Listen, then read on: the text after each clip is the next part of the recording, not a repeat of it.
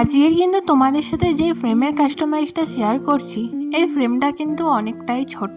এই ফ্রেমটার সাইজ ছিল 3 ইঞ্চ। আর দিদিভাই কিন্তু এই ফ্রেমটা অর্ডার করার সময় আমাকে বলেই দিয়েছিল যে আমার কিন্তু বেশি বাজেট নেই, আমার একদমই কম বাজেট। আর সেই বাজেটের মধ্যে কি তুমি আমার প্রিয় মানুষের দেওয়া ফুলটা সারা জীবনের মতন প্রিজার্ভ করে দিতে পারবে? আমি খুব বড় ফ্রেম চাই না, আমি শুধু চাই আমার গোলাপটা সারা জীবনের মতন প্রিজার্ভ থাকুক। আর সেই প্রিজার্ভ করা ফ্রেমটা আমি তাকে গিফট করতে চাই, যেটা সারা জীবন তার কাছে থেকে যাবে। আর সাথে কিন্তু তাদের ছবি আর এই ছোট ক্যাপশনটা অ্যাড করে দিতে বলেছিল।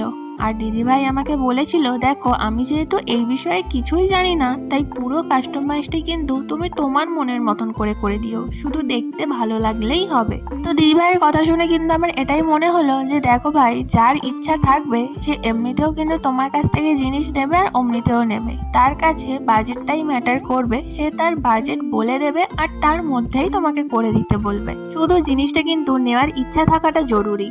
তো আজকের কাস্টমাইজটা কেমন হয়েছে জানাতে কিন্তু একদমই ভুলো না। আর তোমরাও যদি অর্ডার করতে চাও আমার সাথে যোগাযোগ করতে পারো। টাটা।